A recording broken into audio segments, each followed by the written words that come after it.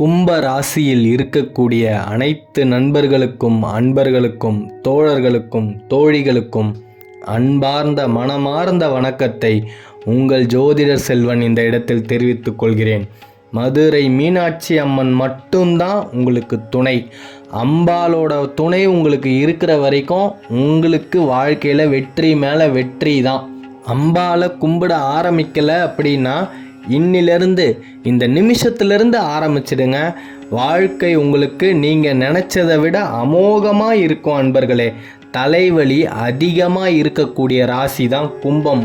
ஏன்னா சனி முதலாம் வீட்டில் இருக்கும்போது ஏகப்பட்ட தலைவலி உங்களுக்கு இருக்கும். மன அழுத்தத்துக்கு ஆளாவீங்க. இதிலிருந்தெல்லாம் வெளியில் வரணும் அப்படின்னா உங்களோட பூஜை அறையில் இருக்கிற அம்பாளுக்கு முன்னாடி ஒரு 5 நிமிஷம் நின்று உங்களோட கஷ்டத்தை, மன பாரத்தை எல்லாத்தையும் அந்த அம்மா கிட்ட இறக்கி வைங்க. அந்த அம்பாலே உங்களை வாழ்க்கையில் மேலும் மேலும் உயர்த்திக்கிட்டே கொண்டு போவாங்க. இதில் எந்த விதமான மாற்று கருத்துமே கிடையாது. மாணவர்களுக்கு ரொம்ப சாதகமாக இருக்கக்கூடிய வருகின்ற ஜூன் மாதம் அப்படின்னு தான் சொல்லணும். மாணவர்கள் எதிர்பார்த்து கொண்டிருந்த வெற்றி வாகையை சூடக்கூடிய மாதம்தான். ஆகையால் நீங்கள் எந்த ஒரு தேர்வை எழுதினாலும் கண்டிப்பாக அந்த தேர்வில் நீங்கள் எதிர்பார்த்த வெற்றி உங்களுக்கு அடைஞ்சே தீரும். வருத்தமே வேணாம். ஜென்ம சனி நடக்குது அப்படின்னு எந்த இடத்துலையுமே மனக்குழப்பத்துக்கு ஆளாகாதீங்க. அடுத்த மாதம் உங்களோட வழியில் தடையே கிடையாது. கும்பராசியில் இருக்கக்கூடிய அனைத்து அன்பர்களுக்குமே சொல்கிறேன், உங்களோட வழியில் தடையே கிடையாது. நீங்கள் எந்த ஒரு விஷயத்தை ஆரம்பித்து அதை செய்யணும்னு முடிவு எடுத்தாலுமே அந்த விஷயம் உங்களுக்கு வெற்றியை மட்டுமே தான் தேடித்தரும். மிக மிக அற்புதமாக இருக்குது வரக்கூடிய ஜூன் மாதம். அகத்தின் அழகு முகத்தில் தெரியும் அப்படின்னு ஒரு பழமொழி சொல்லுவாங்க. அந்த பழமொழி கொஞ்சம் கூட கும்பத்துக்கு ஒத்து வராது. ஏன்னா மனசுக்குள்ள அவ்வளோ மன அழுத்தமும் மன பாரமும் இருந்தாலுமே மற்றவங்க முன்னாடி அந்த உதட்டோட நுனியிலேயே புன்னகையை வச்சுக்கிட்டு இருக்கக்கூடியவர்கள் தான் கும்பராசியில் இருக்கக்கூடிய அன்பர்கள். நீங்கள் உங்களுக்குள்ளே எவ்வளோ கஷ்டம் இருந்தாலும் அதை மற்றவங்களுக்கு காமிச்சிக்கவே மாட்டீங்க.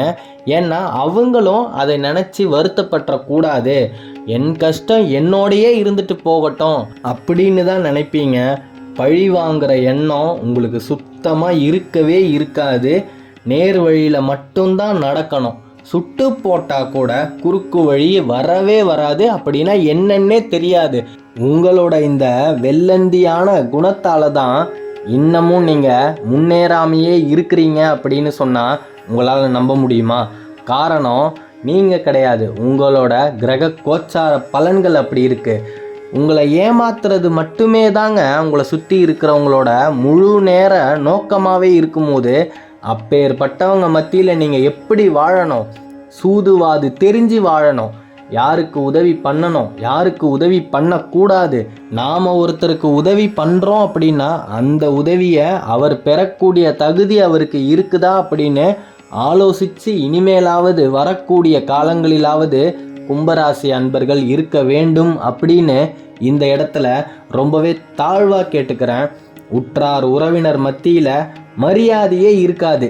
மரியாதை கொடுக்கவும் உங்களோட உற்றார் உறவினருக்கு பிடிக்காது. ஏன்னா கும்பராசியில் இருக்கக்கூடியவர்கள் மேலே வர்றது யாருக்குமே பிடிக்காதுங்க.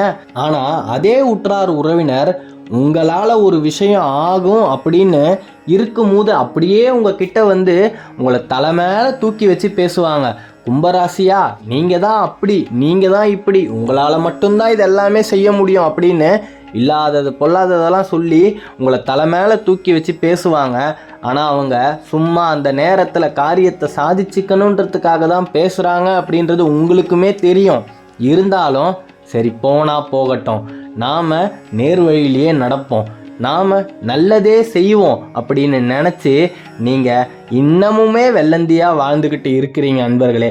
அந்த குணம் உங்களை வாழ்க்கையில் கண்டிப்பாக மேல் நோக்கி கொண்டு போயே தீரும். இதில் எந்த விதமான மாற்று கருத்துமே கிடையாது. கண் திருஷ்டி தான் உங்களை சுற்றி, எல்லாமே கண் திருஷ்டி தான். கல்லடி பட்டாலும் படலாம், கண்ணடி படக்கூடாதுன்னு சொல்லுவாங்க.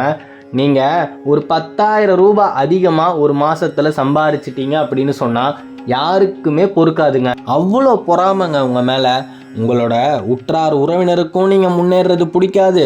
உங்கள் கூட உங்களோட அலுவலகத்தில் உங்கள் பக்கத்து சீட்லேயே வேலை பார்த்துக்கிட்டு இருக்கக்கூடிய சக தொழிலாளருக்கும் உங்களை பிடிக்காது. உங்கள் கூடவே இருக்கக்கூடிய நண்பர்கள் அப்படின்னு சொல்லிக்கிட்டு இருப்பாங்க, அவங்களுக்கு கூட உங்களோட முன்னேற்றம் பிடிக்கவே பிடிக்காதுங்க. ஏன்னா கும்பராசி வாங்கி வந்த வரம் அப்படி. எந்த கிரகமுமே சரியில்லை. யாராவது உங்களுக்கு உதவி செய்யணும் அப்படின்னு நினச்சி வந்தால் அவங்களுக்கே கஷ்டம் வரும். அப்பேற்பட்ட ஒரு சூழ்நிலை கும்பராசிக்கு இருக்கும்போது கும்பராசியால் இன்னும் எவ்வளோதான் கஷ்டத்தை தாங்க முடியும்? எல்லாத்துக்குமே ஒரு முடிவு வந்துடுச்சு. வரக்கூடிய ஜூன் மாதம் அவ்வளோ அற்புதமாக இருக்குது. அதாவது கோல் செய்யாததை கூட நாள் செய்யும் அப்படின்னு சொல்லுவாங்க. ஜூன் மாதத்தில் இருக்கக்கூடிய 30 நாட்களுமே அமோகமாக இருக்கிறது. நீங்கள் அந்த நாளில் எந்த விஷயம் செஞ்சாலுமே சேஷ்டம் உங்களுக்கு மட்டும்தான். கும்பராசிக்கு இனிமே தோல்வியே கிடையாது. இதை நான் அடித்து சொல்லுவேன். முன்னேறி போய்கிட்டே இருங்க.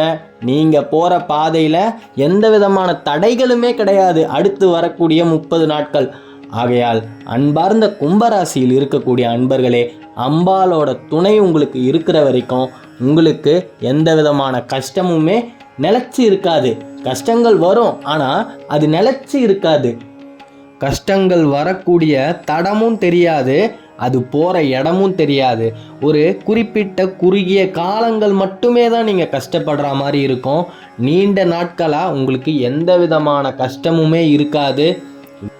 வீட்டில் இருக்கக்கூடிய அம்மனை வழிபடுங்க. அந்த அம்பாள் கிட்ட உங்கள் குறைகள் அத்தனையுமே சொல்லுங்கள்.